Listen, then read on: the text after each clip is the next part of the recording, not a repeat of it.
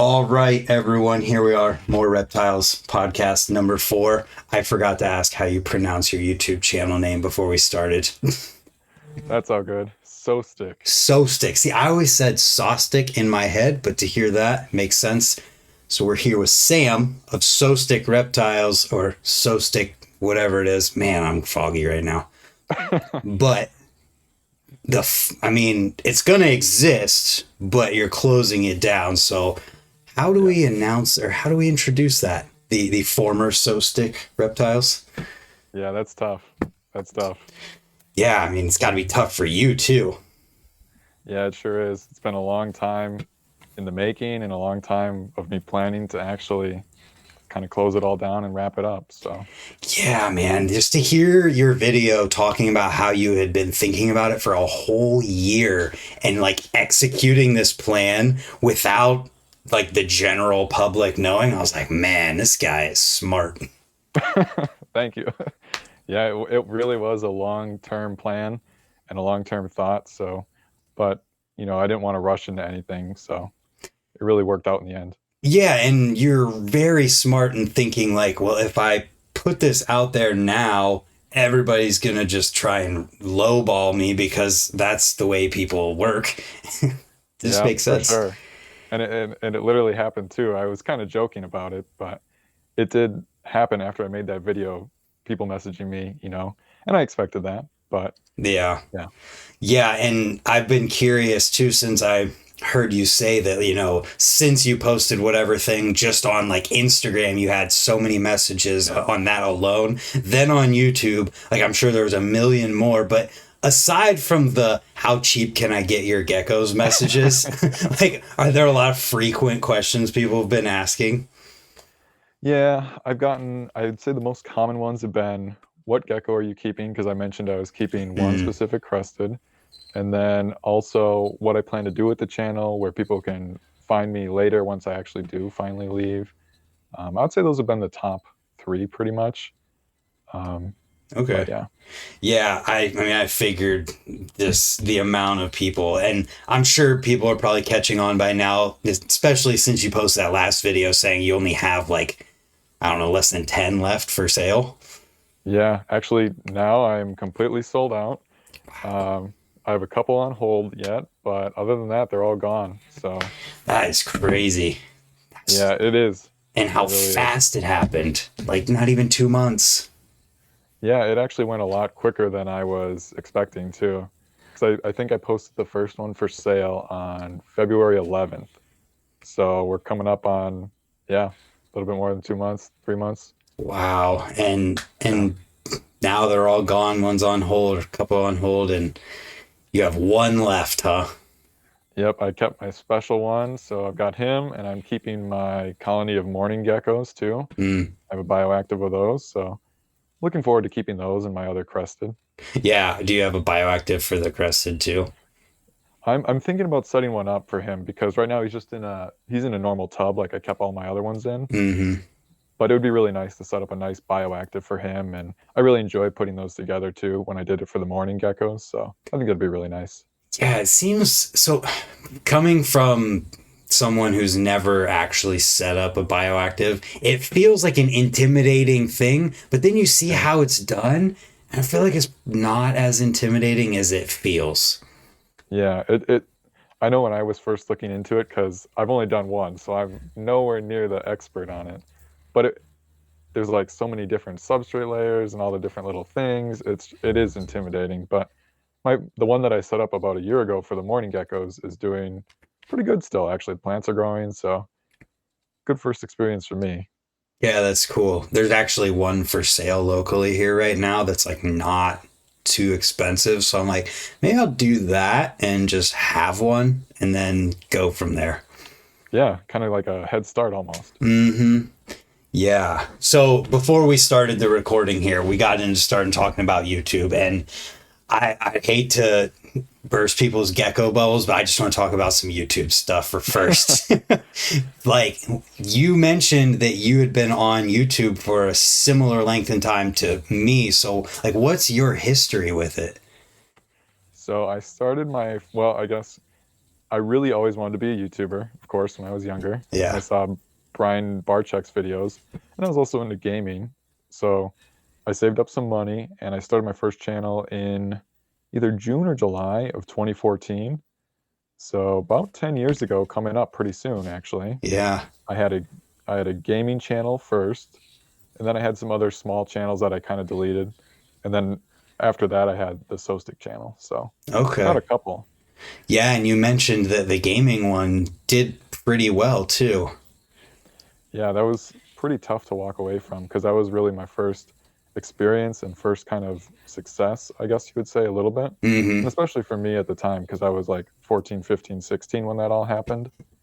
So it was pretty big to me. And it's still hard to believe sometimes that I just left that to do this, but not in a bad way. Not in a bad way. Well, it's crazy that you had the conviction to just be able to, because I know, like, from my perspective now with my channel, like my main BMX channel, I couldn't just stop ever. Yeah. And you said before we started that you've been doing that one for 9 years, right? Yeah, but so I've had that channel since July in 2015, but Okay. the first time I ever uploaded to YouTube was at the end of 2006. Wow. And That's crazy. it's pretty wild because I've uploaded consistently through that entire time. It was just Wow. not until 2015 that I was like, all right, dedicated channel. I'm going to try and like make this a thing. But Yeah. yeah, I mean, a little embarrassing. But when I was like 14 years old, I was doing like screamo cover videos and they were getting like thousands of views, and all these Wow. big people were commenting on them. And I'm like, I don't know who you are. Like, what is happening? I don't, and just talking crap because I'm a 14-year-old kid and Yeah, people are yeah. just making fun of me on the internet. Oh yeah. And it's wild because the internet was like, or YouTube was a totally different place back then. Yeah, it's funny you bring that up because it really was like especially, early 2000s or mid 2000s and early 2010s. Yeah, I received some pretty crazy comments too, so I can definitely relate to what you were experiencing. And I bet you that half the people who are even going to see this have no idea that YouTube used to have video responses, to where if someone had a video directly under it, you could see the responses that other people recorded and made to that video. Wow, even I don't remember that. That's even crazier. Yeah, because I can remember some drama stuff going on with that, or Oh like yeah. people just being jerks and saying mean stuff, and they have the audacity to like pull out. And this was before, you could just pull out your phone and be like, "You suck." It was all right. I got to bust out the camera, Yeah. and then I got to put the memory card into the computer, and then I got to upload this. Like it was a process. It was effort. Yeah. You had to be dedicated to the drama if you were going to do that. Oh Dedicated gosh. haters. Yeah, for sure. So yeah, I started up in 2006, but you started yours in 2014, successful gaming channel. And then, so you talk about it in the video of you talking about quitting the reptile channel. Is this a similar feel to that situation where you're just like moving on? Um, I would say it's similar, but a little bit different because that I had like a that I quit specifically to go do this with Mm, geckos, and this I don't have a super specific thing in mind, so I'm kind of like just moving on, so to say, but not to a specific thing. So it's a little bit different, yeah. but similar in a lot of ways too. Feels very similar. I gotcha. I mean, you've been talking about it for a year, so, or thinking about it for a year, so I imagine it became easier as you were going, and then as you're selling geckos, more and more like, all right, this is real. But like at first, when you're first starting to list stuff, was it hard? Yeah, it sure was. And I think my biggest fear going into it was like I had this idea and I thought I wanted to do it, but I was worried that I was going to start to sell some of my animals. And then I would be like, oh man, this was terrible. I shouldn't have done this. This was a huge mistake. And now what am I going to do? Because I sold all these animals. How am I going to get them back? It's going to be such a headache. But thankfully, I started to sell some and I was like, okay, this was the right decision ultimately. Even though it's sad to see them go, I'm I'm happy that it's the right decision that I made. It makes sense. And is it made harder at all by seeing all of like the crazy stuff that people are coming out with in the last like 6 months? A little bit. I mean, and I had some really exciting projects I was going to be working on in the next couple of years, and I had just kind of started those, and I hadn't got to breed them yet. And so I was like, oh, this really sucks. I'm not going to get to see these through. And some of my red stuff, two babies that I had from this past year, were just starting to turn out really nice. And it's like, oh, it's sad to see those go. But I know that they're going to some good homes and some people who really like the red stuff. So I think they'll carry it on. That's good, yeah. And who knows, I think people will probably start calling their reds like the Sostic red or something like that, and then you'll see in a couple of years you'll pop into somewhere and be like, oh, whoa, this came from that. I could only hope. That would be my biggest dream. That would be amazing. I would just love to see the reds continue. I just love the reds. Yeah, they're definitely beautiful. I mean, reds is something like, personally, I got my first Crested Gecko, I think the end of 2015, early 2016. And one of the last ones that I bought before a big gap there was a red from Sundown, because Oh, I nice. loved the reds, and I'm like, I want to make reds and I want to make pink, because I saw fringe morphs back then with their Oh, pink yeah, ones, yeah. and I was like, I want to do this. And so yeah, I bought a red. Yeah, some of those pink ones from Fringe Morphs are really beautiful. I've seen some of those. Oh, I would like to get some of those too if I could have. Did you sew in person before? I've never seen them in Okay. person though, but just in photos, it's even impressive in there. It looks like, it doesn't look real almost because of how pink they are. Yeah, yeah, and actually, I purchased a female red who would not often fire up, and she was almost pink. So, seeing her and then thinking about those, I could really believe how vibrant they must be in person. It's crazy. Yeah, that's like next year goals for me personally. Pinks, Yeah. And I'm yeah. like, I'm not gonna beat around the bush, and I'm not going to, like buy some other person's peach looking, pink looking thing. I'm just gonna pony up, buy an actual one when it comes up, and not worry about it. That's the way to do it. I Straight to it. I've learned this. I have learned this. But yeah, it's interesting to see too. And I feel like you've had to have had comments about this since you posted a video about leaving this, in that you just last year made a video about how now is like a great time to get into crested gecko breeding, and now you're like, well, I'm done. Yeah, it's I've made a lot of videos like that, and I really stand behind those, but it's more of a it's not so much to do with the geckos themselves. It's more just my life and what I'm Yeah. choosing to pursue. So it it really is a good time though to get in, especially I think last year was even better, honestly, than this year. It's always a good time, Hmm. but anytime after COVID happened, just prices really came down and it's such a great time to get in. Yeah, I was definitely curious to hear, because it's been quite a while since that video came out. What your perspective on how things have developed, and like if you still think, which you just said you do, but just your thoughts on that. Yeah, I honestly think it's always a good time to get in, even if you bought in like, 2020, 2021 when prices were really high. Hmm. I mean, if you plan to stick with it, it's going to be fine for you. And even if you're getting in now, like I still browse Morph Market, and I see a lot of the animals that are for sale that would have been super expensive a couple of years ago, and you can pretty much pick up any project now for a reasonable price. Like, well, I say reasonable lightly, but like if you wanted to get into a Xanthics, even if you compare it to a couple of years ago, you could start out a project so much cheaper than you could a couple of years ago. So it's really like a kind of a free for all. You can work with whatever you want. There's no real price barrier, maybe if you have some money to spend. I just think it's a great time, even now. Yeah, I would agree. I mean, I first bought more geckos again, I think. I mean, it had to have been not even 6 months ago. And I mean, I have seen changes already in the Axanthic stuff specifically, because Yeah. prices on that have dropped a little bit since then. But I think they're just going to continue to slowly come down, because everyone wants to make Axanthics. And when Yep. everyone does it, that means there's going to be a million of them out there.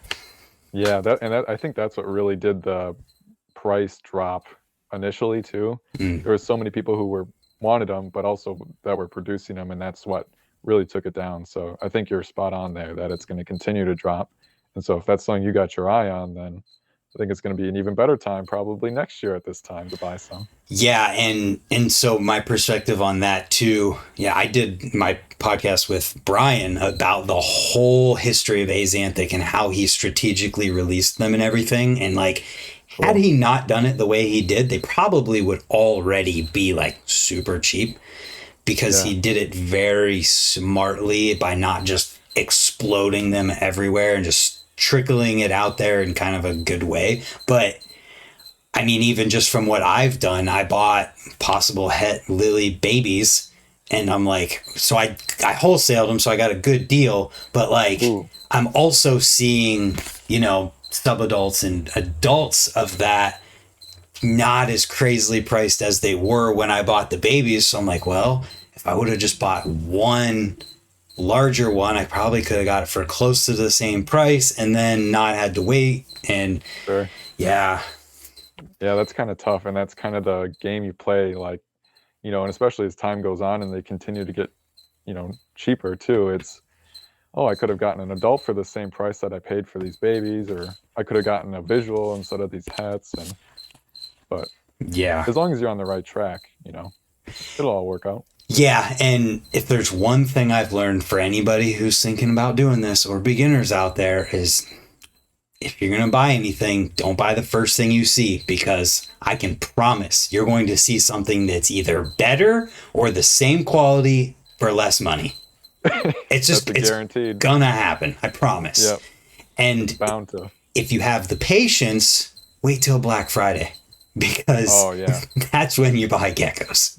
yeah. There's literally not a better day than Black Friday to buy geckos from pretty much anybody. Yeah. So And to be strategic about that too, be like, all right, I want this, and this, and put your dollar amounts in your head right then and there so that you can just go to the people and buy them instantly before they're gone. 100% agree. And it's really nice because a lot of the breeders who do the big sales also like display them beforehand, so you can kind of get an idea of Yep. like, oh, I really want this one or that one. Yep. And so you just got to wait for them to become available. Yeah. Yeah. So with all of that, and I mean, you bred crested geckos for quite a few years now. I'd be curious to hear some of like your highlights and stuff from throughout the years of doing that. What have I really enjoyed the most? I think for me, the red stuff has really been the looking back on it now, just thinking about it, I really started with Extreme Harlequins and the Red Phantoms. And I think the Red Phantom stuff is the stuff I'm the most proud of, especially seeing where they're at now. Some of the extreme stuff I really liked, but I haven't seen a whole lot of progress from like where I started a couple of years ago Mhm. to where I'm at now. But when I think about the reds that I had and what they looked like compared to what some of the babies looked like this last season, which is a couple generations in, I'm really happy with how those turned out. And I would have been really curious to see where they could have progressed to. So Yeah.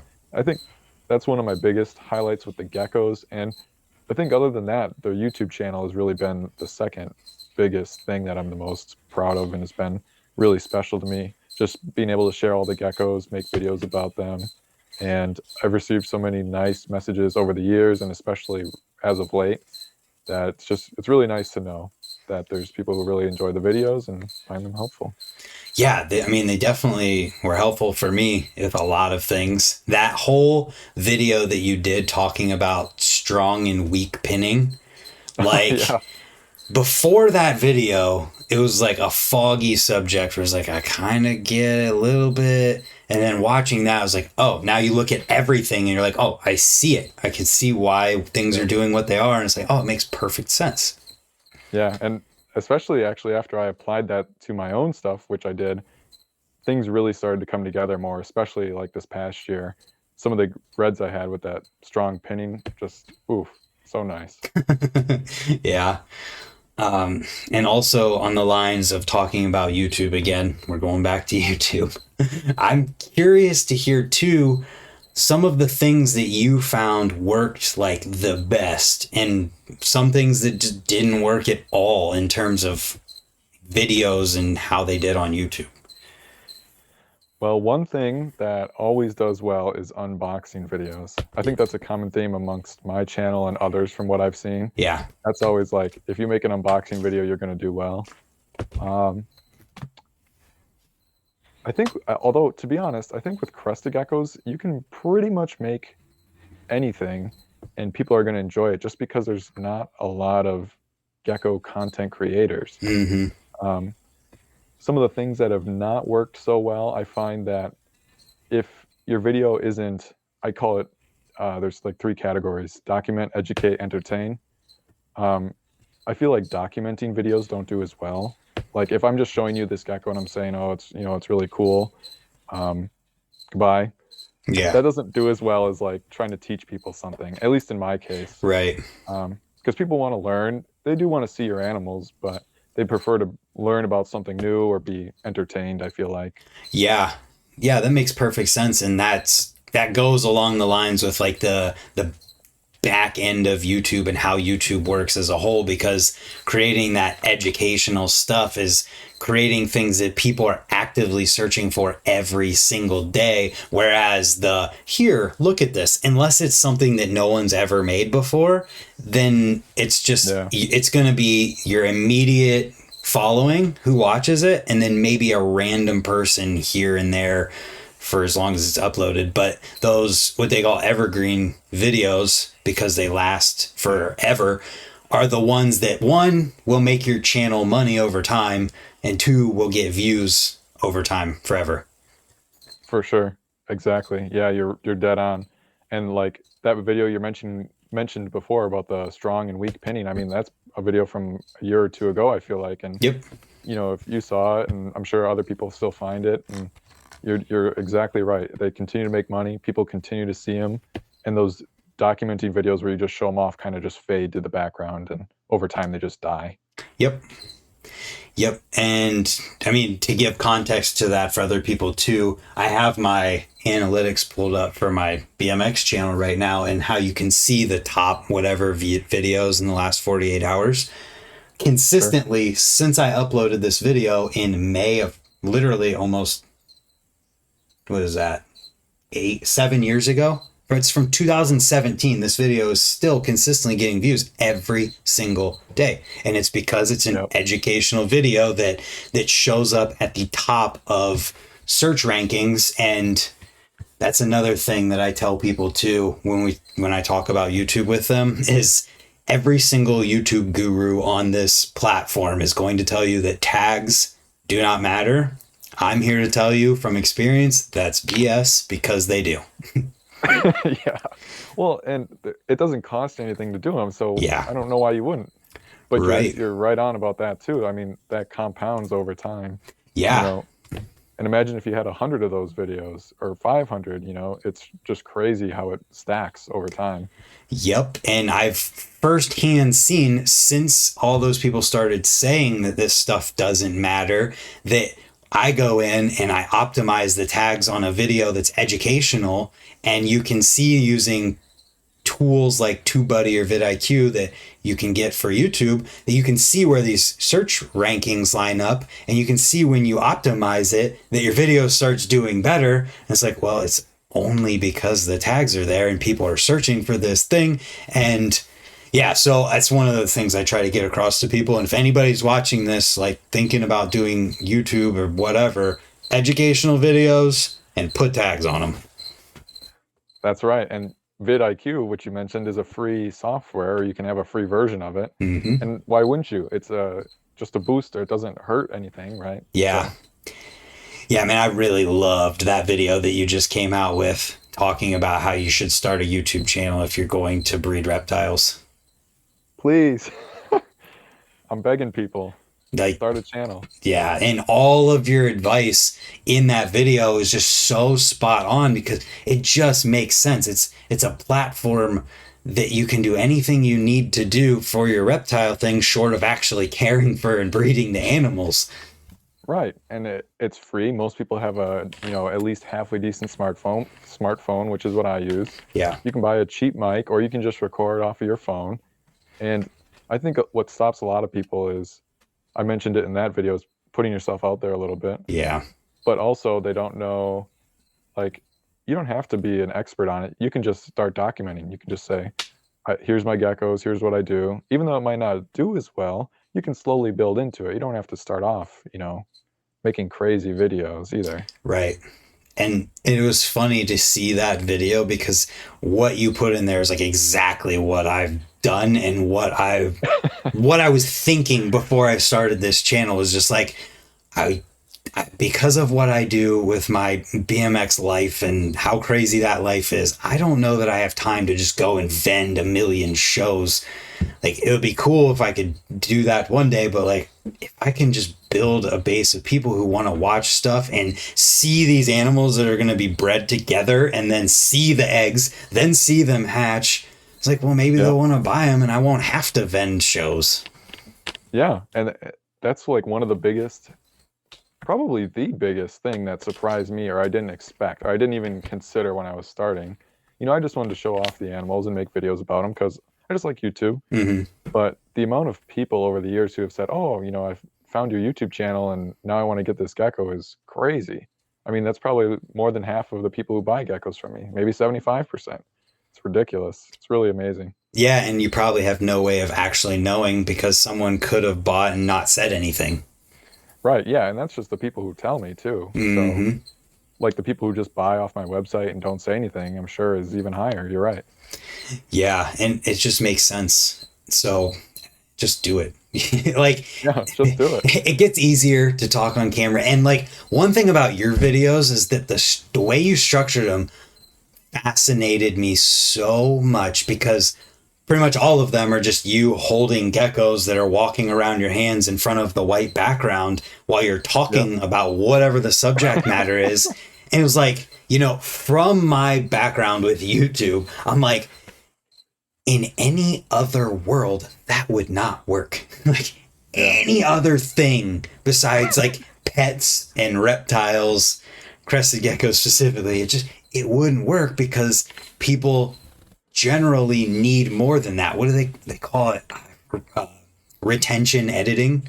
There's literally an editing practice that is for keeping people in, and that's saying like if something's not popping up on the screen or there's not a cut every like 3 seconds, then people are just going to stop watching. But yours are like long takes of just holding, talking. And it's wild, but it worked. Yeah, I think I wish I could take credit for it fully, but one of the people who I saw, I don't know if it was before I started, but there's a channel called Leopard Gecko. Oh, I know her. Yeah, she was one of the first reptile channels I watched. Yeah, and she's like half in, but not face in. Mm-hmm. I was like, she can do it. Why can't I? Yeah. And the other thing was that I know when I started, one of the things that made me a little upset was that like people would be talking about, reds, let's say, right? And they're talking in front of the camera and maybe they're holding a gecko, but you're looking at it like this, far away from the camera, and you can't see what they're actually talking about. And I just want to see the animal, and it's like, please show me the gecko. Yeah. Yes. It's I don't know. It's just fascinating from a YouTube perspective. It makes perfect sense, and from the perspective of the viewer and watching in context of like, here's what I'm talking about right in front of your face in full, taking up the whole screen. Why do you need to see my face? I'm talking about a gecko. Yeah, exactly. That was my whole thought process. So I wondered, since seeing one of your videos, are you recording while you're saying with the geckos, or did you just film a whole bunch of long takes of these geckos and then do a voiceover after? I used to do it where I would be holding them and then I would try and talk, but I find that that's a little too difficult sometimes to juggle the geckos while they're jumping. Yeah. And so, recently I usually have notes of some kind of at least points I'd like to hit so that I'm not just rambling all over. Yeah. But yeah, I'll do a voiceover most of the time these days. Yeah, there's several times where I'm like, he's got to be talking right now. He's got to be talking while he's holding this gecko. There's no other way. That's that's cool. And I mean, personally, what I found too is that I feel like the geckos don't seem to love the vibration of your voice, like coming through your body and your. I feel like they're totally chill when you're just holding them, and then as soon as you start talking, it's like that vibration through the air, your hands, whatever it is, they just start going crazy. Yeah, I could definitely see that. Maybe, yeah, the vibrations or the noise or something about it just does not, bode well with them over time. And especially if you're making longer form videos and you're trying to hold them at the same time, it just doesn't work that good. Then you think about trying to talk clearly and not stumble and remember what you're talking about while this gecko's like bouncing. There's so many times where I go to record a video, I use this exact setup and I'll hold it in front of this camera or I'll hold it in front of another camera here, and like I'll be talking and it'll just yeet to the monitor, and I'm like, well, there goes that train of thought. Better start over. Yep, and that's the other thing for me too. I especially, even though I've been doing this for 10 years, it's very hard for me to get through a full set without, remember or not remembering what I'm going to say, Mm. or, stumbling or stuttering, or what was I even talking about. So, It's a sign that you care about what you're saying and you want it to be correct.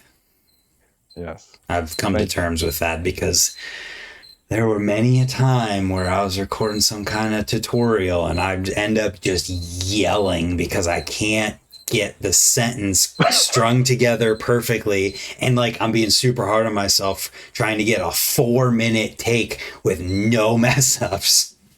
Yep. I feel that. That is my life. No. Yep. Yeah. It's hmm.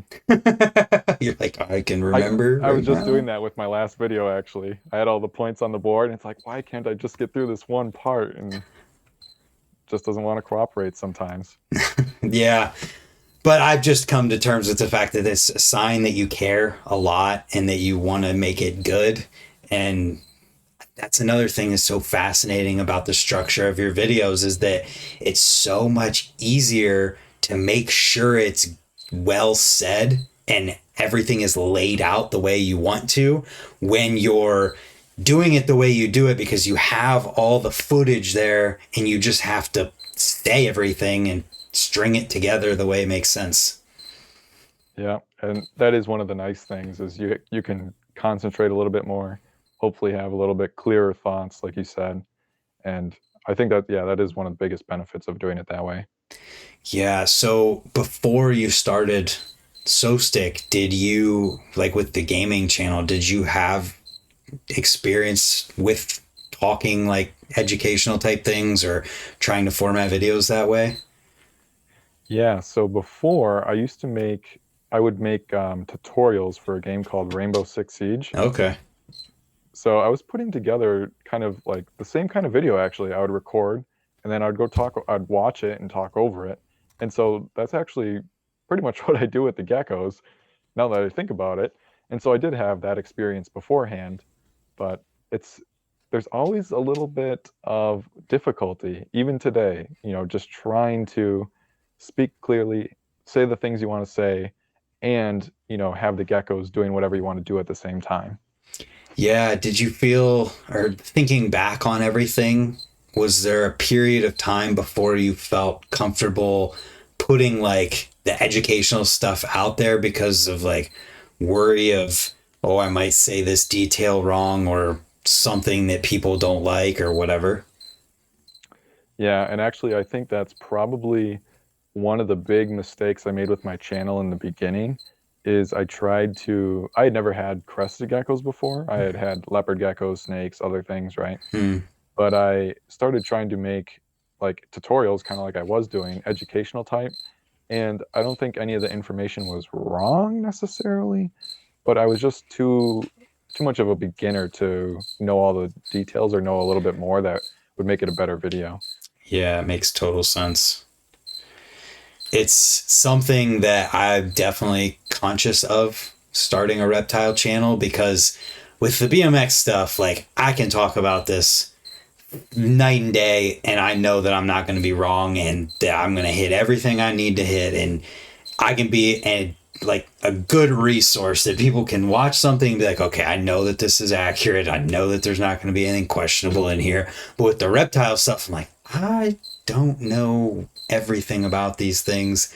I'm probably not the best person to try and teach people about them. So that's part of why I got, David on here to talk about everything to do with breeding crested geckos, because I was trying to learn. I'm like, well, what better way to learn than to make an educational video with a guy who's made a bunch of educational videos?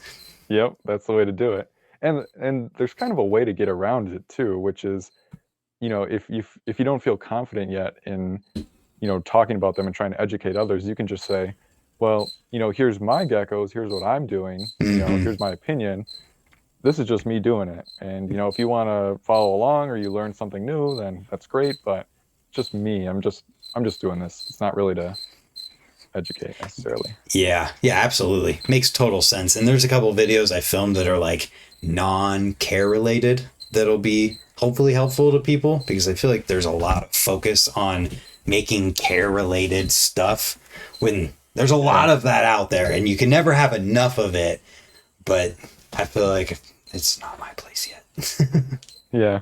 Well, and maybe one day you'll feel differently and you'll be Yeah. able to make those care videos. But I think there's also a lot of good, documenting videos to make. And I have a whole list of like, I wouldn't necessarily call them funny videos, but entertainment videos that Mm. I think would be funny to do with crested geckos.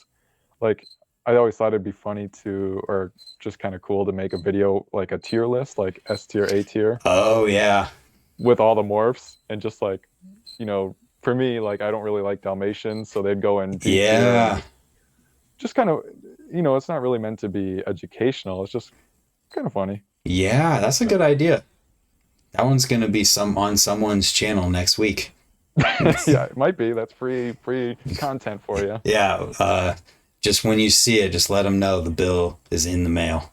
They'll send you Yep. he's going to send you the invoice. That's funny. Yeah, well, there's just so many, I think, cool ideas, or like, not necessarily serious videos that you can make about reptiles too. That it doesn't Hmm. always have to be, showing off your geckos or being educational. You can just, have fun with it. And I've made some videos where it's just like not necessarily stupid, but just to have fun. Yeah. That's good. And you see what works and what doesn't work. And sometimes things Yeah. really surprise you. Yeah, that's for sure. I can think back to one that I watched of yours that I really thought was awesome too, and I think a lot of people could get a lot from it if more people documented and kept track of photos and video of geckos as they grow and Mm, show the different life stages, even just like from a breeder perspective of here's what this baby started as that I produced. Here's what it looks like as an adult. And then now that's reference for, all right, I did the same pairing. Here's a similar looking kid. You can see what it could grow up to look like. And boom, easier way to sell a gecko. yeah, I agree. That's actually one of the videos that I've really enjoyed making. I did kind of two. I did a series called Keep or Yeet where I Yep. took specific ones. And then I also did just like a progression video of, I think, 25 babies from smaller to a little bit bigger and what they developed into. That was one I was pretty proud of. Yeah, it's cool. So, could you ever see yourself breeding again or doing any kind of a pairing after this? I think so. My thought is that maybe in the future, maybe when I'm in my 30s, mid to late 30s, that I might pick it up again. Um, because I really do believe that it is a fun hobby. And one of my regrets is not going to any of the social, Mm. you know, gatherings. Like Tinley Park's only a couple hours away. I never went to that.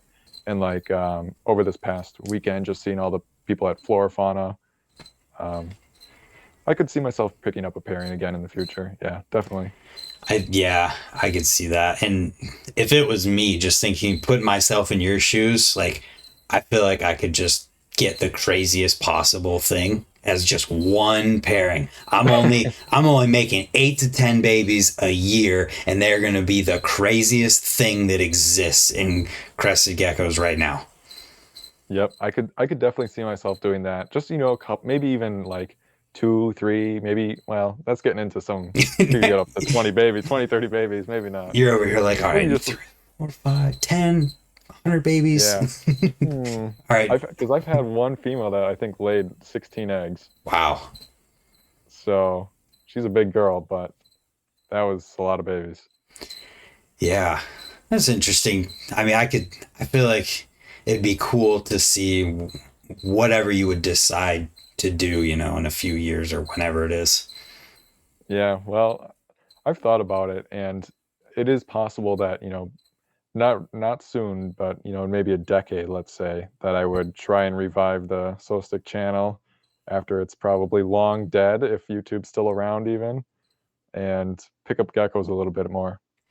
That's always so awesome, though, when you see a channel that you've been subscribed to for 15 years upload again after 10 years off. Yeah, yep. And I really hope YouTube's still around then when that hopefully happens. But I think it will be. I yeah, think something catastrophic would have to happen for it to not be. yeah, and there's not really any good YouTube competitors right now. So None. And we've seen them all come and go through the years. I remember yeah, that's true. Vimeo. Vimeo grew Oh big. yeah, Vimeo still exists, but it's still the absolute worst search engine that there's ever been for videos. yeah. So it's not even worth using. Instagram doesn't work as a same type of platform. It's impossible to find a video again. TikTok is Yeah, about to get banned. Uh, yeah. Well, and YouTube's pretty good about trying to stay competitive. Like they brought in mm, the shorts yep. pretty well recently, but that was I think a couple of years ago already now. Yeah. Did you So leverage those at all? yeah, I did actually. I was excited to just make them. Hmm. So I started last year around this time, and I was making quite a few. I think I made close to maybe 100. Yeah. I don't know. I made quite a lot. Then did they help your channel a lot? Um, I think it's hard. I don't know if they would necessarily. Let me rephrase that. I don't know if they necessarily helped me in the way that I had hoped, Mm, because I think what happens is you gain a lot of people who want to see those short form, and a lot of those people don't care about crested geckos necessarily. yeah. Like they just like the cute little animal and they want to see it, but Um, they don't really want to learn, or they're not in the crested gecko world necessarily. that makes perfect sense. There's some channels that have really blown up from that, but like their long form videos then die because none of the people are there for that. And so I was a little concerned about that happening, but I didn't get to that point. So Yeah, that makes perfect sense for something that could happen with the crested gecko reptile space specifically because they're cute little animals and people definitely just be scrolling through their feed and have they're just nothing to do with reptiles. They just saw a cute yep, animal. Now we're going to subscribe and never watch a video when it pops up. yep. And I've definitely seen it in the reptile space go both ways, where someone blows up that way and then they kill their long form videos.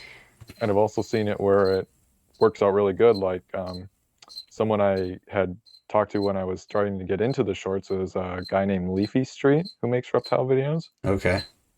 He does really well with the shorts, and so I talked to him a little bit about it, and it's worked out really well for him. And his long form videos still do really well, even just as good as his shorts, which always blow up. And so I think it's interesting to see. I was cautious, but I never made it to the point where it hurt me. So I think it's a good way to get exposure.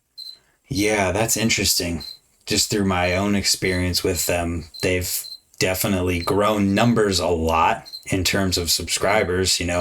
Oh yeah. One video can bring in thousands and thousands of subscribers. The example I always use for people is this channel for a bike company that I work with. One short got them like over 100,000 subscribers. Yep. Just And one short. that's crazy. And there's people in the reptile world that's happened to as well, where it's like one or two, and now they've got a couple 100,000 subscribers. So But on the other side, like if you can figure out what those 100,000 people want to watch and then kind of morph whatever you're doing to fit that a little bit, that's how you can become really successful on a platform like YouTube. yep. And not to call someone out, I guess necessarily, but that Leafy Street, who does really well with that, I think that is a perfect example of that. He does it really well on the shorts, and then the shorts bring in a lot of people to the long form. And I can't think of a better example than that. He's done a really good job with that. And I think if you could do that, or if anyone could do that, that's the way to go about it for sure. Absolutely. And I think that's just where people have to make the mindset shift of YouTube is not just like a fun platform that you upload your videos on. When you're a reptile breeder or you're trying to be successful on YouTube, it's a business. And so Yep. using this one avenue where you get lots of customers to have crossover to another avenue where you actually make the money in the long videos Mhm. just makes sense. Yeah. And even though you can make money from the shorts, it's you need like millions and millions of views to really make it worthwhile versus like one long form. It's you really want that crossover. You got to get the crossover to make it worth your while. Yeah, absolutely. So I'm sure you're making this video. I know you're going to make the video of what you would do differently if you started out. So we don't have to do the whole exact video word for word. People are going to watch your video no matter what. So maybe we can just have the conversation. But I would be curious to hear what you might do different. And then I want to talk after that about taking a totally different approach, saying you sold your collection to start over. Okay. So what I would do differently with YouTube or in general? Just the reptile thing in general, or crested gecko thing. Hmm. Well, I would have still started the YouTube channel. I Yeah. think I would have tried to not do educational videos right away. I would have just more documented, or at least made the disclaimer, this is just what I'm doing, and Mm, this has worked for me. Um, I would have thought more about what specifically I wanted to buy in terms of morphs. In the beginning, I kind of was all over the place, which um, not necessarily hurt me, but it just distracted me from specific things. yeah. So I would pick something more specific, like let's say the Reds, and then I'd really try and run with that and just document that whole journey. Like I think it'd be I'm really happy I started the channel before I got my first Crested Gecko. Mm, Some of those videos are privated now, but I was talking about like fish and other things at first. Um, but yeah, so document, be more specific on what type of morphs I'm picking out for geckos, and then really try to focus in on that, especially since I have a smaller collection size or ability to keep. You really got to focus in if you want to get anywhere. So yeah. I think those are some of the main things. That makes total perfect sense. So now let's talk. Let's say instead of getting out of crested geckos completely, you sold all of them with the mindset of I'm completely starting over with just the money that I got from selling these geckos. How you gonna do Mm. that? Okay. And do I have the YouTube channel still or no? Yeah, I mean, let's just say right now, like instead of quitting just for some reason Just tomorrow, starting you over. decided you were just gonna start completely over. Okay. That's a good question. First thing I think I would do is I'm already optimized for ease of care, Yeah. but that's the first thing I would try to make the most, like with these tubs I have behind me where they just slide out. I would use nothing that has lids, so I'd make the care as easy as possible. I would probably start very small. I think what I would do is I would buy maybe 10 total adult breeders. I don't Okay. think I would start with babies because I got some money from selling them. So I would Right. start with the adults because I already know what they're going to look like. How you gonna Because, pick those adults? ooh, the fun Yeah. part. I think I would choose one project to focus on. So for me, I would probably pick up some more reds. Mm. Um, and I would try and get things that are non-related, as far distantly related as possible. Um, so that way I could intermingle them because with 10 geckos, let's just say it was 5 males and 5 females, which is what I'd probably do. You could have so many different pairs Hmm. there, and you would never need to buy geckos for years because you could breed those together, breed the offspring together. Yeah. Um, I don't know that I would call it a mistake, but I bought a lot of geckos in my time, and that's where your business can, you know, you're carrying all those geckos that you bought, you had to pay for, versus if you produced them all. Oh yeah. And so I would really try and focus on producing geckos and using those, which I did in the later years.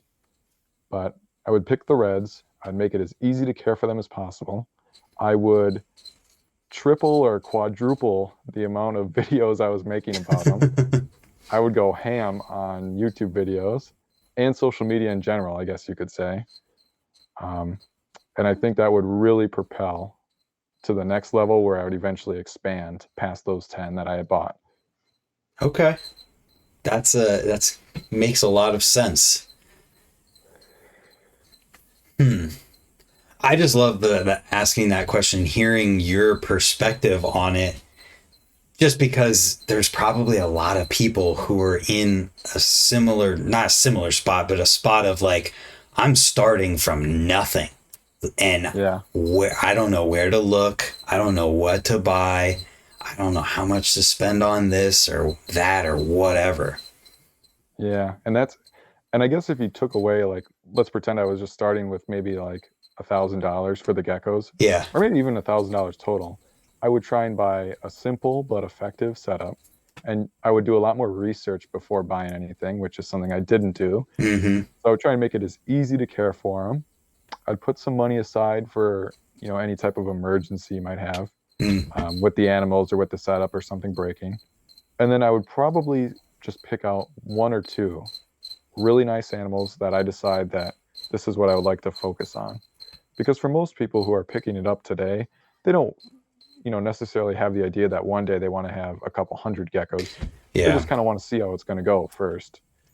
And so if you start with a little bit lesser quantity of animals, you can kind of focus that in and see if you're going to like it and figure it out from there.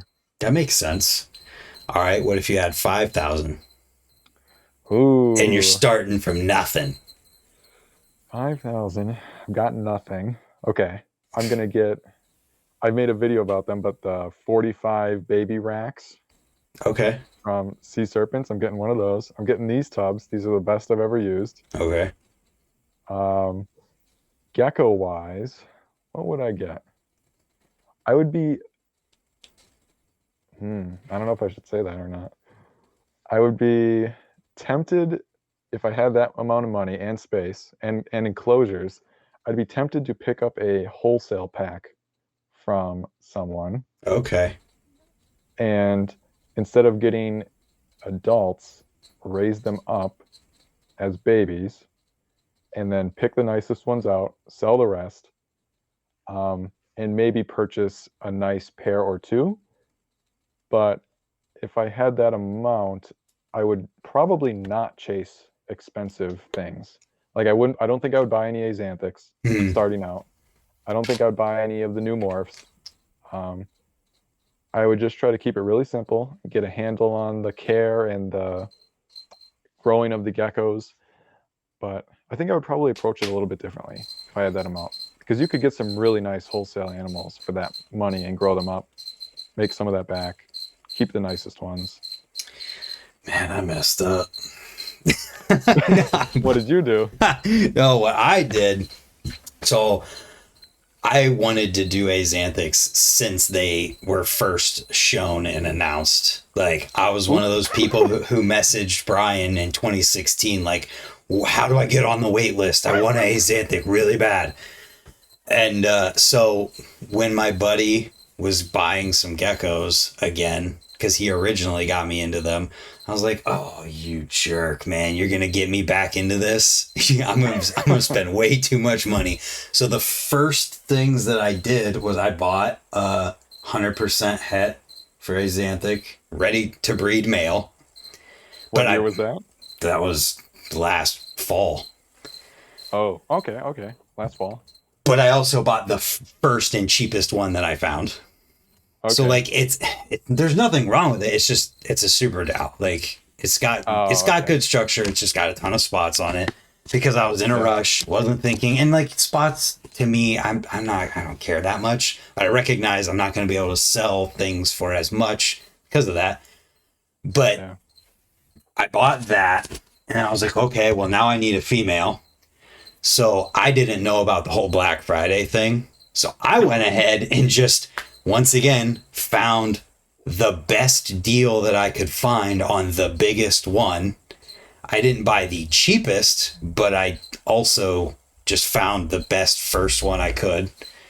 Sure. Totally regret that. So people learn from what I did, because I've seen so many that were bigger for a better deal since then, where it's like I could have had something that was already ready to go. Like I'm still waiting on it because it's growing slower than I hoped it would. And so then I bought that, but then it was just like, well, okay, I got to wait on these. And so I bought 50% het Axanthic lily white babies wholesale. Wow. But I got a great deal on. I paid $1,000 for 5 possible het lily babies. Oh, that is a good deal. That's cheap. So it was like, okay, I know that if I grow these out, I'll probably be able to, at the very, very least, even if prices keep dropping, I'll still be able to get my money back no matter what. Oh, yeah, for sure. But I bought those, and then Black Friday came around. And I was like, all right. So I bought 100%, like a het Axanthic lily white from Brian, because it made it to the end of the sale. Sure. So it was like, all right, now here I am. I bought this first ready to breed male that's not lily or anything. Not going to be able to do anything with them till these babies grow up. So I was just like sitting on that. And I bought this female. Okay, cool. The male lily can go with her. So that makes sense. And then in the meantime, I'm like, well, I don't have anything to do this year at all. I was like, I really like yellow lilies. So I found a ready to breed yellow lily white. She's beautiful. Like awesome gecko. Most chill gecko I've ever seen in my life. Like, cool. I've never even seen this gecko run. Actually, I have seen it run, which let me know that it's not something wrong with it, that it's just that chill. Yeah, just like, that chill. It ran whenever I first put the pair together, just like sometimes they do. And I was like, okay, this gecko's okay, 100%. Like, I'm not worried at all anymore. But so I bought her, and I'm like, well, I have this male, my original male I told you about earlier from 2016. Mm-hmm. And I was like, that's why I bought her. I was like, I'll be able to do a pair because he is awesome. He's like super white, but he's not a lily white. And he's supposed to be red. And then I find out, oh, you're not supposed to put reds and yellows together because it'll make like brown. And I'm like, oh, what am I doing? I've ruined everything. So you're hearing all of my mistakes that I've made. I need to make this video too, like for my channel, talking about all the mistakes I've made so far. But I got her and I was like, well, cool. I don't have a male for her now because my other male that's ready to breed is a lily white too. So I can't do that. Right. So I'm like, well, I guess I got to buy a male. And so I bought another male. Which that time I just went with like the lavender extreme harlequin, which was wild because I was talking to Brian after we did our podcast and I found one that someone had bought from his Black Friday sale the year before while we were on the phone. So I just bought that. Like, whatever. Wow. Came from him. That's I'm cool. Like, this is cool. So like, that's my first pairing that I've done myself since all of this has started. But I realized that I had that male and my buddy has a red phantom female that was Cool. ready to breed. So I was like, well, we could just put my extreme male to her, and we'll make whatever comes of it, Harlequin males, extreme, or Harlequin reds, extreme reds, whatever ends up coming out is cool. So it was like, all right, here I am, some quick math. That's like, dude, that's approaching 5 grand right there. Yeah. Well, and I guess it's different for everyone though. And it's one of those things like when you've already done it, you look back on it, you're like, how could I have done this? Yeah. How could I have, but when you're starting out, you're like, ooh, that's cool. That's cool. Gotta go get this. So Yeah. And like I said earlier, is like when you're buying these things and you're a beginner at this, make sure you're buying the right one, because a cheaper one or one that's exactly the same or better is going to come up next week because you couldn't wait. And that's right. and I learned that through this, and especially with the Black Friday thing. I was like, I could have skipped buying the wholesale babies. Yeah, I'm probably going to make money on them, which is cool. Mm-hmm. And some of them are going to prove out just because of the way odds work. So that'll be awesome. Right. And it'll definitely be okay. That was a good investment. But it was like the first male that I bought, I was like, I don't know what I'm going to do with that. Hopefully I can use them as a trade leverage or use them in the future for something. But it was like, all right, so I messed up. Now I know patience. And then I'm not done yet. There's still more geckos that I bought. I haven't even gone over everything yet. But the last one and most recent one that I bought was a cappuccino from Treehouse Geckos. Oh yeah. Because I realized, what's that? I was gonna say Phantom or no. No, Okay. No, this thing is crazy looking. I pulled it out of the box and I was like, this gecko literally looks like a forest fire. Like it is Oh, that's so awesome. One of the nice orange. like dark, deep orange and deep, deep darks that just looks like a wildfire. So that's what I'm gonna call it, wildfire, because that's what it looks like. Perfect name. But I was just thinking, I was like, I have this lily white het axanthic. And the reason why I even thought about all this in general is because I think it's First Class Geckos posted saying first axanthic frap in the US. And I was like, wait a minute, hold the phone. I have a het lily. If I buy a cap, I can make possible het caps and fraps. Boom, we're on our way. Those are going to be desirable. Get on it. Yep. You're right. You have all the combinations you need. Well, that was my thing, because at the first it was like, all right, I'm going to focus on axanthics. Then you make the mistake of buying all these axanthics and realize everyone's buying axanthics. So it was like, you're making an investment that's not as sage as what it could be if you were smarter about it, which like is cool if you're just trying to make geckos and it's like, this is just for fun, but I bought 7 of them. Yeah, like, I hear you. oops. I've been burned on the het axanthics too. So. Oh yeah, in your videos you talked about like $10,000 or something. Yes, sir. That's crazy. That is, but I wasn't upset about it or anything. So it's just how it goes. And right. I was happy to work with them anyway. So. Right. Yeah. Did you produce axanthics with them? No, and that's even the worst thing either. I had a first male that I purchased. He was a red extreme harlequin. And I didn't have any females that were het, so I had a loan going for some pos hets, but they were a little bit small and he was really big, and so they didn't really get up to size in time. And then at that time I knew I was kind of going to be, this was all in the last couple of years, and so I knew I was going to be leaving, and so I never got to breed with him. And then I also had this lily 100% het axanthic from Altitude, and he was huge. He was big. He was like 70 grams. Jeez. And I never got to do anything with him either because I didn't have any females that were hets, and so yeah, it just didn't work out and took a big loss on it. But way she goes. Yeah, away she goes. Way she goes, boys. But it's crazy to see the way things go, because I totally missed the whole like boom of things. I didn't even know that was a thing until seeing your videos talking about how now's a good time to get into Crested Geckos.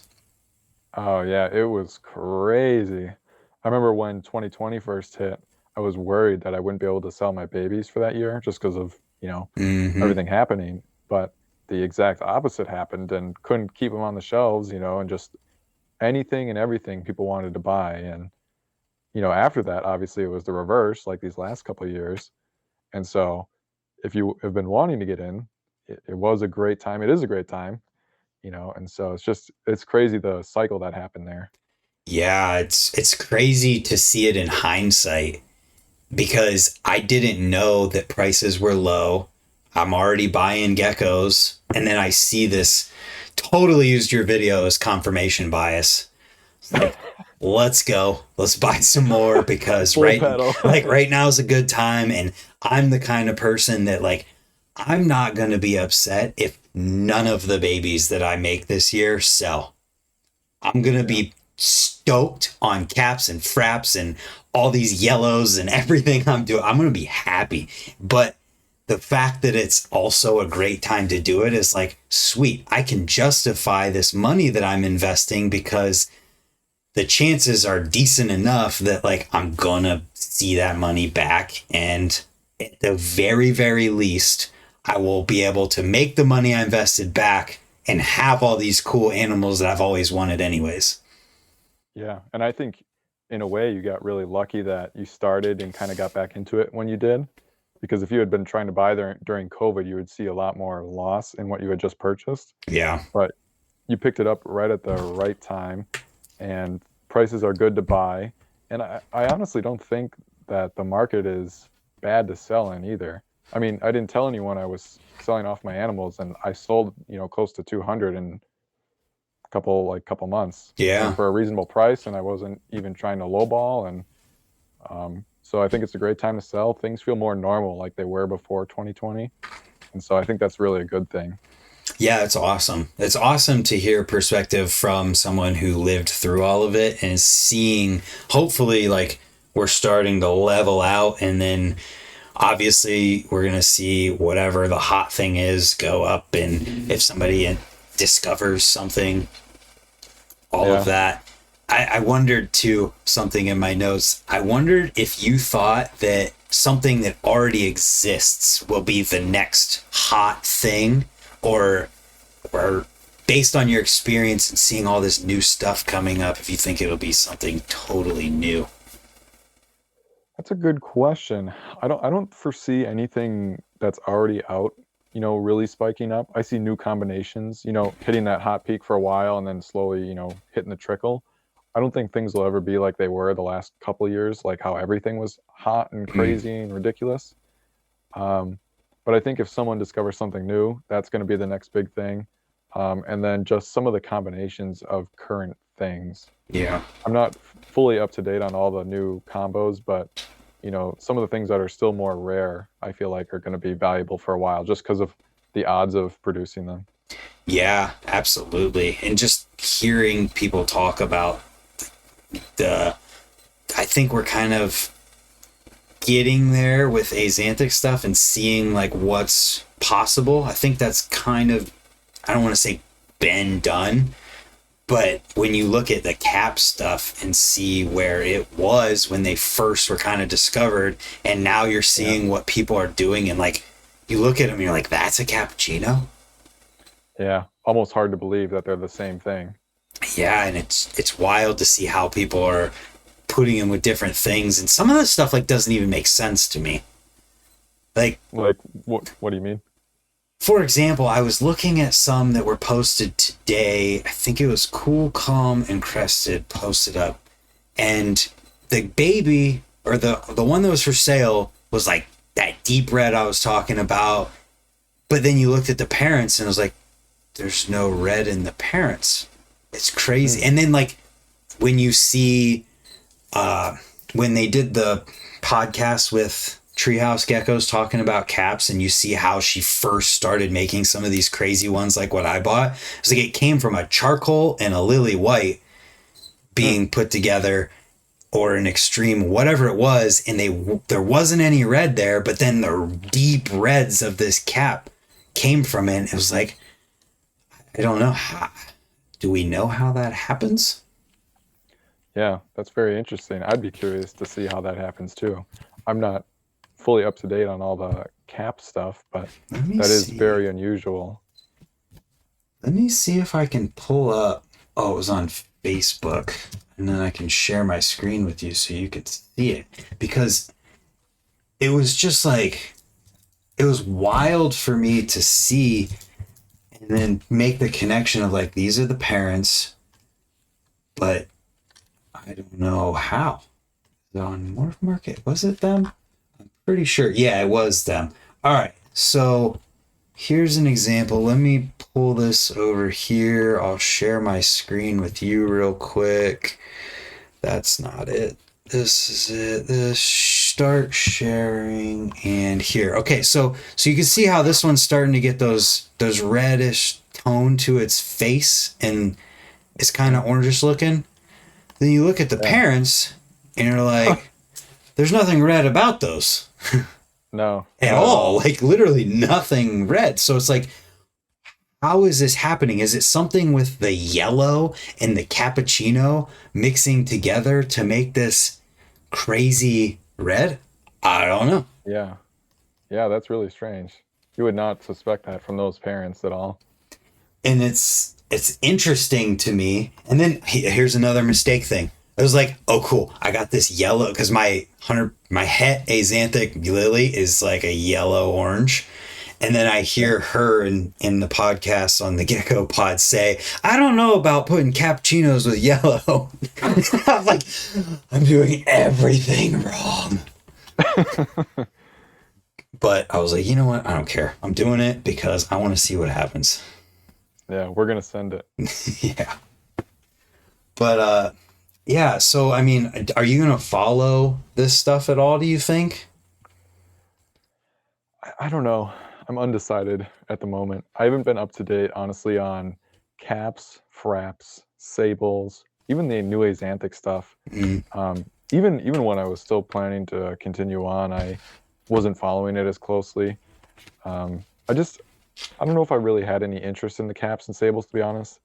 I like Crested Geckos, but I've never been, other than with the Axanthics, really like trying to chase the morphs per se. mm-hmm. I really my upcoming projects that I kind of had mentioned at the beginning of this were going to be, I was really going to hit all the phantom colors. I was going to do my red stuff, but then I was also planning to do darks, orange, and yellow. And so I was just going to try and make clean phantom geckos of different colors. So nothing even new that I would, there's no new yellow phantoms really coming out. It's new morphs. Yeah, but you don't see those really clean ones every day. You see a lot of reds, but you Yeah. don't see the orange or the yellows and the dark ones. Like looking at the charcoal stuff and everything, like I had no idea that those were as sought after as they are. Yeah. Yeah. And yeah, like kind of like what you just said. Yeah, it's like reds are the most prevalent, and then you have like darks, and then trying to find and source clean yellows and oranges was really difficult. And I didn't even really get any. They're like hard to find, and I feel like people would enjoy them more if they knew what they looked like, but Yeah. it's difficult. So Yeah, that's what drew me to the yellow female that I've found was that she's just like super clean. There isn't a lot of variance in the yellow. hmm It's like I like it. I like what it looks like. So cool. That's all that really matters at the end, right? Is that they're healthy and that you like what yep. you're doing. Well, and the lily whites too really bring out that yellow. I'm sure she has a really bright yellow Mm-hmm. too. That lily white really seems to bring it out. And even in non-lilies, it's still bright too. But yeah. Yeah. Were you gonna do Lily Phantoms with it? Yep. So it was going to be all the colors, and then I tried to find a lily of each of the colors too. So a dark, a orange, yellow, and then I had some reds too. But Mm. yeah, that was really going to be the main plan. Not anymore. What? Do you know what's coming now? Like, it's crazy to think that you like had all these huge plans and you were ready to go, and like, all right, right turn. taking the fork in the road. Yeah, yeah, I know it was hard, but um, those are the ones I would really like to have seen through. But this is still the right decision to make. So I'm happy I did it. I do wish to see more yellows and oranges in the future. I hope that someone will take up a project of really clean yellows, really clean oranges. There's a good amount of reds already, but yeah, really those two I think would be amazing to see more of. Yeah, but personally, do you know what's next? Have you found the next thing? You seem like the kind of guy who like gets on a goal and really wants to accomplish something, and then you just do it, and then you did it, and now there's like, all right, I want to do the next goal that I found. Yeah, I have a list of a bunch of different things, but I haven't zeroed in on a specific Hmm. thing yet. And so it's just been so long since I've even like just had nothing to do, like even gecko related or YouTube related. And so I kind of told myself I was going to take this summer and just kind of chill a little bit. I have no responsibility right now to, well, I'll have a couple geckos, but like compared to 200, Hmm. and just kind of chill on that. But I haven't really zeroed in on what I'll do. I'm sure it'll be some, entrepreneurial pursuit, but for an exact thing, I can't say yet. But I'm sure whatever it is, you'll make a YouTube channel and it'll be successful. I probably will. I'm sure I will, just because I enjoy making the videos. And, even if it's not something that necessarily needs a channel, kind of like the gecko business did, Mm. it's just fun to make them. And so I'm sure I probably will have another channel. Yeah, and I mean, there's always a smart way to leverage a YouTube channel to help a business or uh, help business with YouTube. Yeah. And the biggest thing is it's free. It doesn't really cost anything if you have a phone and you have a microphone. Yeah. And so the only real cost is that it takes time. And if you have, if you get to a point where you can outsource the editing and stuff, it's really just recording and sending it off. And, I think the return on it is well worth it. Absolutely. And I hope whatever the next thing for you is so successful that you can just go and do whatever you want and have more geckos again because you don't even have to worry about anything. That would be the main goal. That would be the hope, right? Yeah. I appreciate that. Yeah. I'd be curious to let people know too, like, where are you going to post what's next with the Sostic channel, like, or on there so people can know where to follow it, or how's that going to work? Yeah, I think what I'm going to do is I do have quite a few videos still planned. Hmm. And so that'll be a month or two at least of videos that I'm tentatively planning.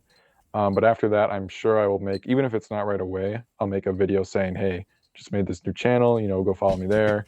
And I'm looking at setting up some social media too, like where people could message me or something. Because someone brought that up the other day, like if people have questions about geckos, I'm not sure that I'll always be monitoring my Sostic channel necessarily or the Instagram or Facebook with it. So I will make a video eventually saying where people can find me next to follow along. Cool, yeah.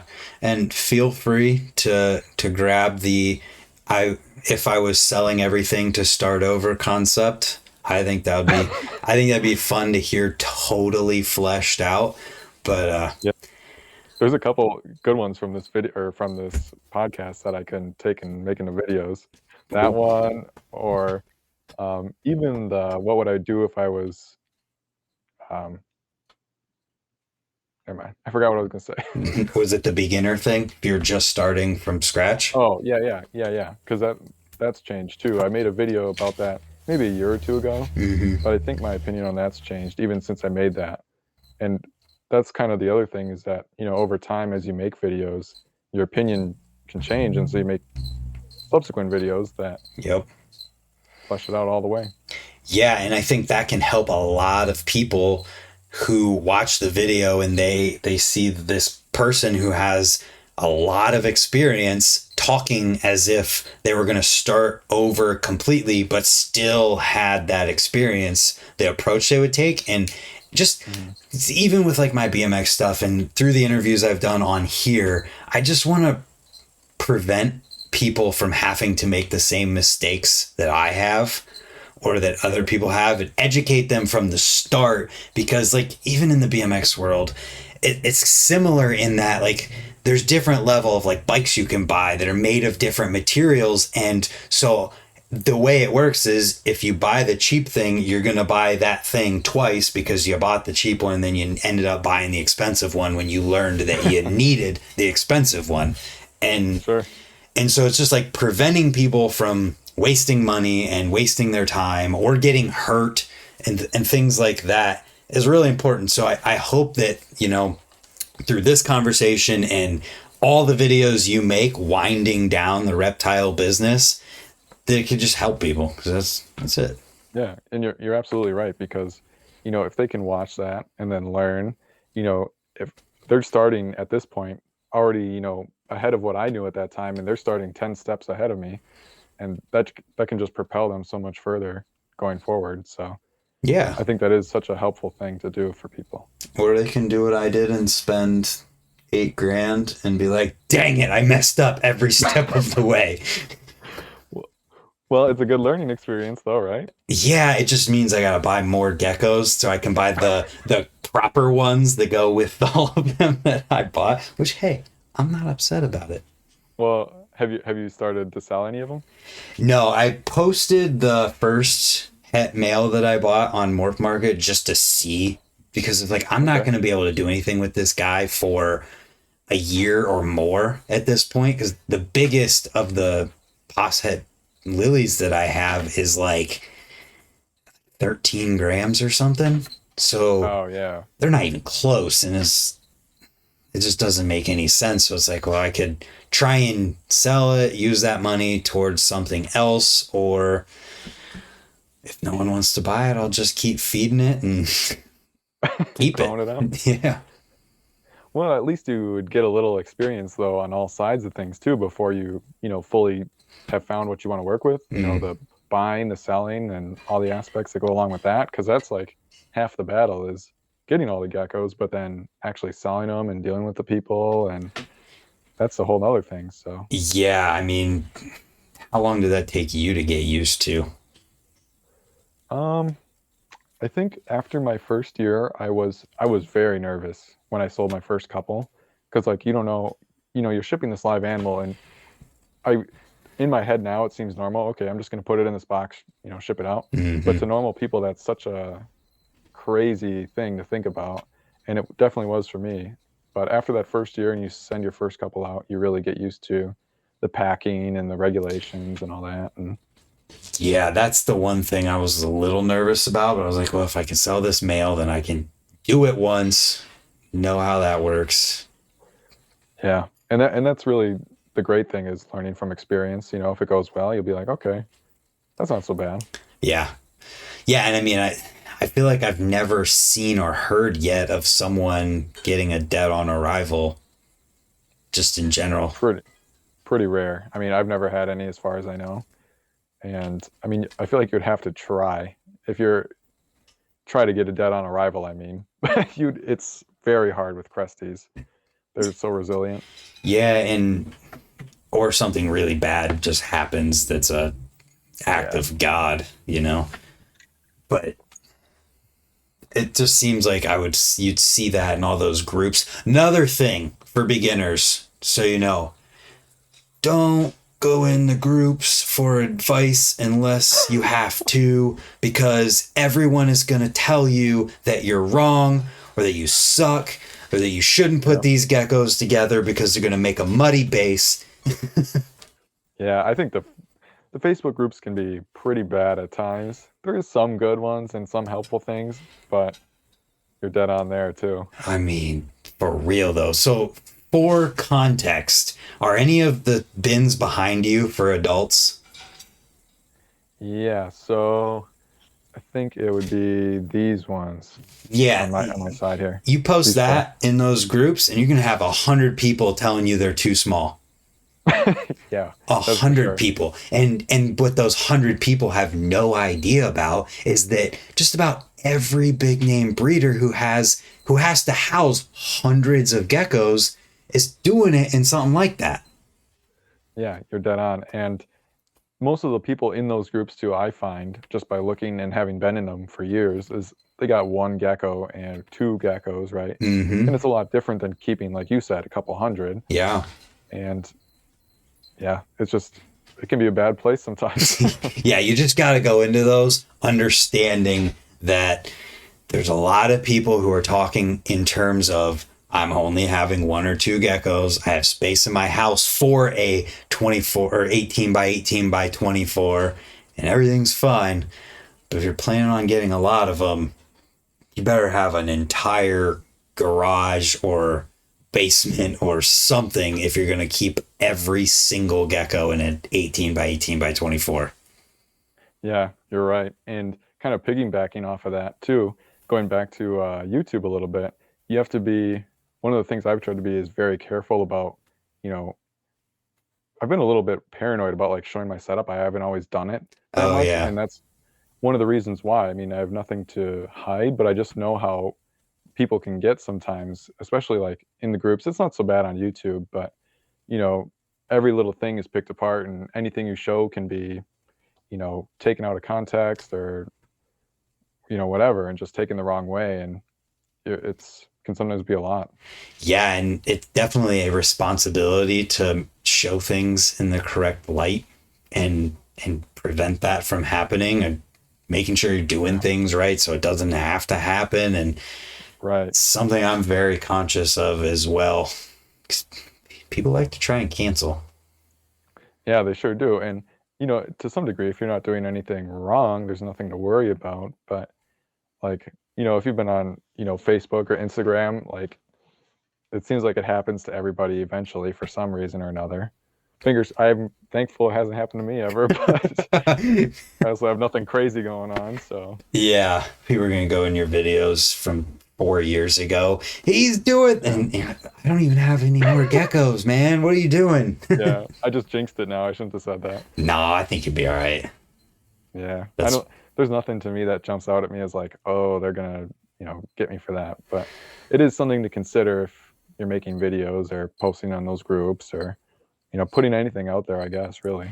Yeah. At the same time, though, like if you're doing something egregiously wrong, like maybe you should be ignorant and post it so everyone can see it, and then you can learn from it. Yeah, and there is people who do that, I think unknowingly, and they do get called out. So, Yeah. you know, I just was reminded of something I wanted to ask you at the very, very beginning. Is this a face reveal? unfortunately, I've done one other podcast before, so this Oh, is a second time round. But yeah, I don't do this very often where I'm on camera like this. Normally it's hands. So yeah. You never know what to expect someone to look like, and I feel yeah, like you always are like, even though you can't picture it, you're like, that's not what I pictured. I think the last time I did a podcast, people were always like, "Oh, I didn't know he was so young," or "That's not what I expected." So You know, that is a good point. The young thing got a wise, mature voice. yeah, I think that's maybe what throws people off. But yeah, it's interesting. That's funny. Well, is there anything else pertinent to quitting reptiles to talk about or anything like that? Hmm. Anything I'd like to throw in there? I think I think I covered most of it. Just that I still believe, keeping crested geckos is a great hobby.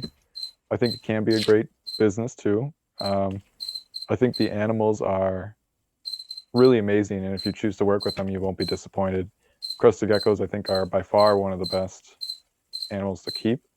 And so, even though I'm quitting, and I know I've made a lot of videos about crested geckos, it doesn't necessarily reflect on them Yeah. necessarily. I don't hate the geckos, right? It has nothing to do with them necessarily. Um, I think that's pretty much it. Yeah. I did remember something I was going to ask you about, or just talk about in general, because you've been around for 10 years going on this year. And I remember back in 2015, 2016, when I was looking at geckos, things have radically changed in terms of what people know about genetics and how these things actually work together.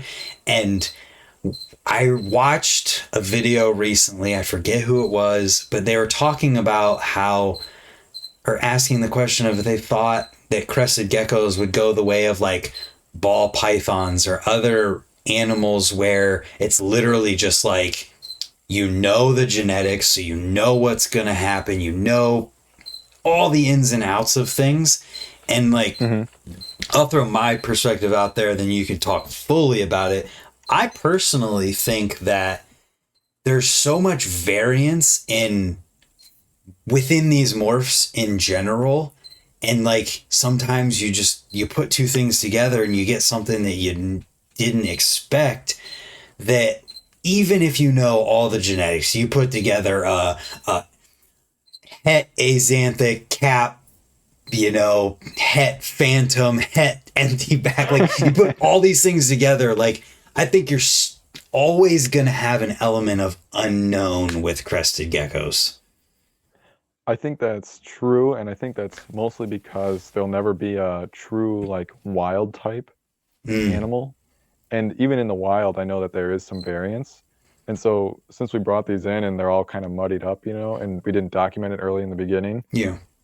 and that there's not one single wild type, it makes it hard to, really, like what you just said, how you don't really know what you're going to get to some degree because there isn't necessarily one thing that we can trace it all back to. We can get pretty close, but I don't think it'll ever be as close to ball pythons where you know what it is specifically. You might know it has this or that, but since there isn't that wild type to go back to and say, okay, here's where we started, here's where we are now, um, I don't think it'll ever get that close. We'll probably have a lot more, you know, morphs and different combinations, but even that is an interesting conversation because unless there was someone who brought some in illegally after they did that first export or the first couple, I forget. Um, there potentially is a certain number of morphs to be unlocked, and then unless something mutated in some way, right? Like I think I'm not 100% certain on this, but it's possible there could never be an albino unless it happened naturally, because if that initial gene pool of ones that they brought in didn't have it, Oh then yeah. how would you ever get one? That I could makes be total totally wrong on sense. that and spreading misinformation, but Well, I think the only way you could be wrong on that is if there are distant relatives, or not distant relatives, there's geckos that have it, that somehow all of their distant relatives have never ended up paired together to right. make it come out. Right. And so like Axanthic was probably somewhere hiding in the original animals or in a Mm-hmm. couple of them, right? And they got paired together and luckily we got the Axanthics, but like you just said with the albinos, either it wasn't there or they've never been paired together. And so you may never get them and that would be kind of unfortunate in a way because it'd be really cool, but Yeah, I wonder if that's so it'd be the same for like pied, like piebald. yeah, That's crazy to think about. there's been some of those geckos that have like patient zero. I don't think that's Mm. necessarily pied, but I've seen some with the toes where they're white too. But pied's one of those other things, now that you bring it up, where it'd be really cool to have, but I don't know if they could have it unless it just happened naturally. Yeah, and it's totally genetic. Like I think pied is not something that just randomly pops up in a animal that like is not based on its genes.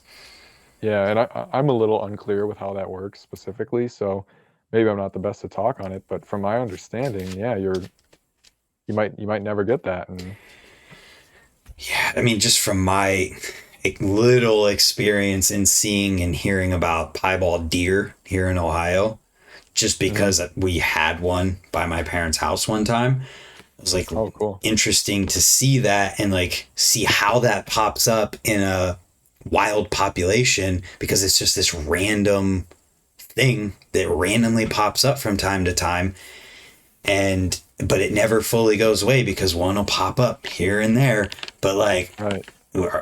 is it even, we would have, wouldn't we have to be like mass importing them to find completely new things like that that have never ever existed and never been paired together before?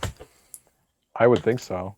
And as far as I know, that's still illegal. And so if that never happens, then we might be stuck with what we've got. And we can, get like, you could have a full yellow that looks, it's never going to be an albino, but it's going to Mm, be really, really yellow mm. just through breeding over time. But yeah, It's not it's not gonna have pink eyes.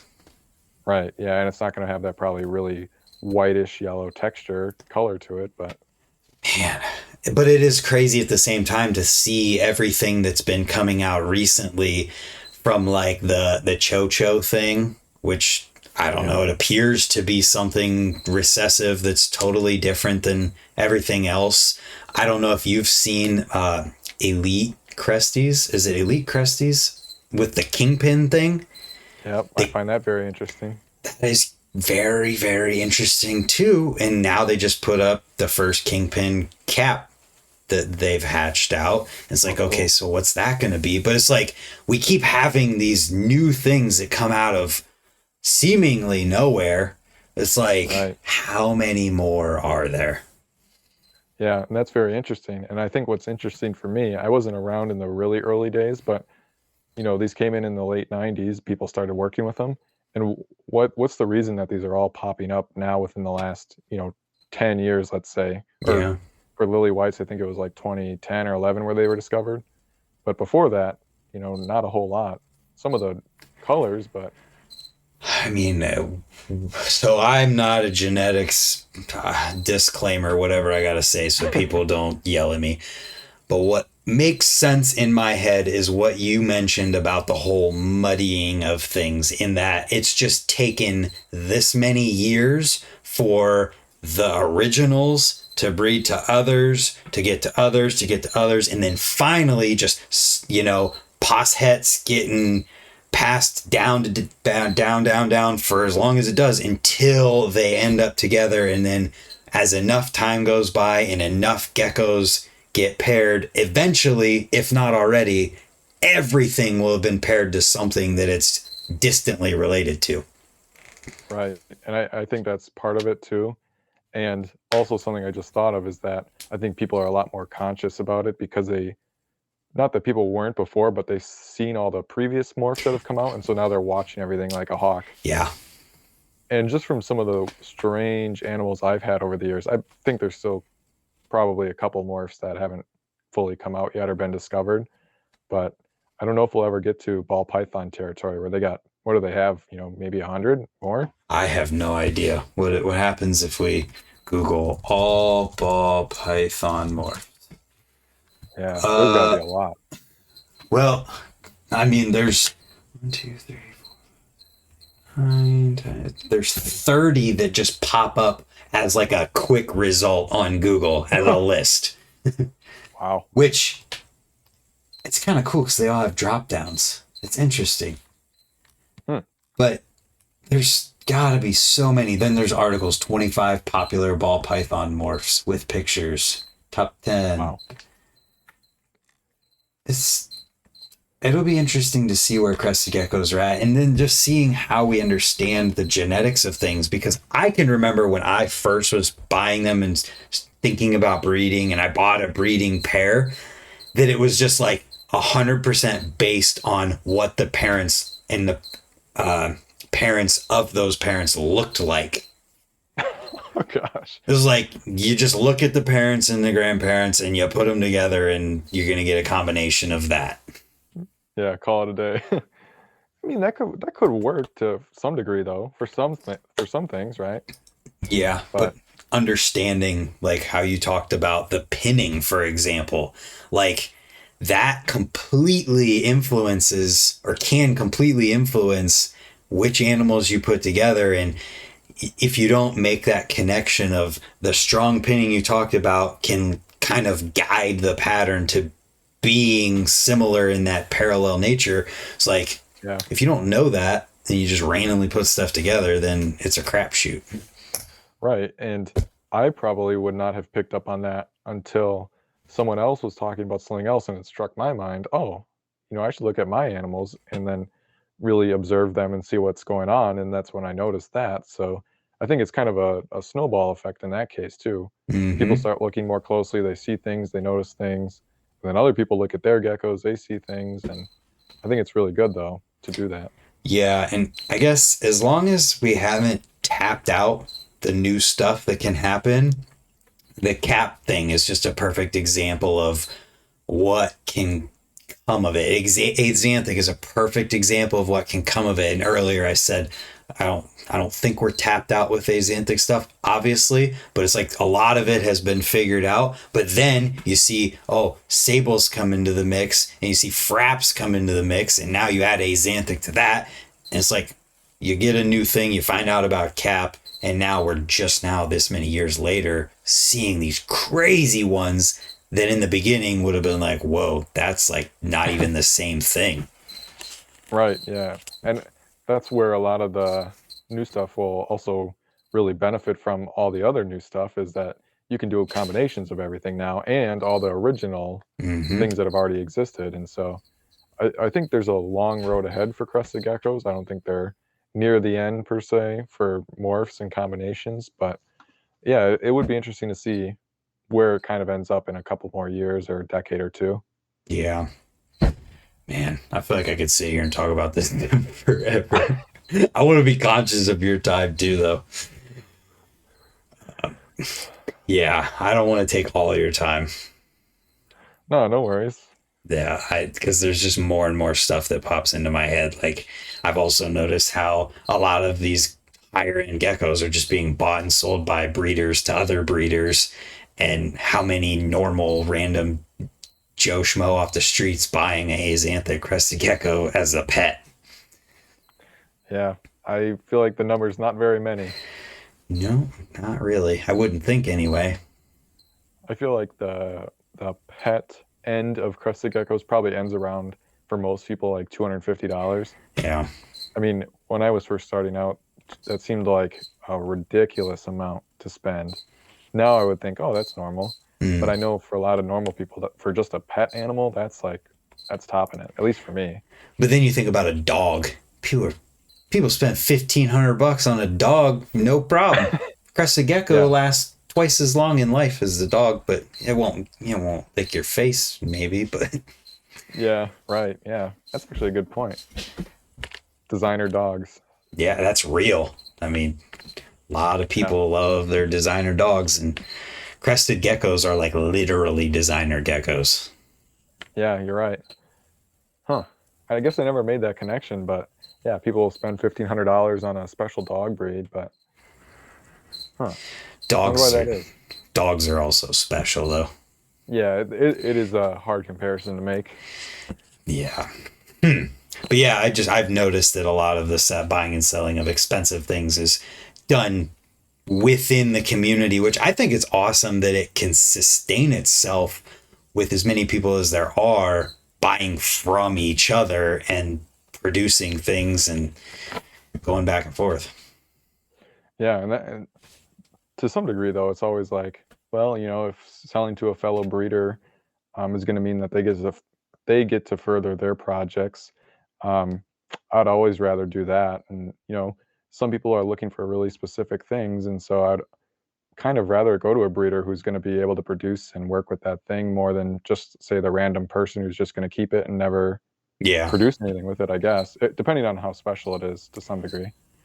Yeah, that's very true. It would be hard to sell like this amazing animal that you produced to some like 12-year-old like kid. Like, yeah, I love that you're getting this gecko, but it's no different than if you bought the $250 one, other than Right. it's pretty and I like it more.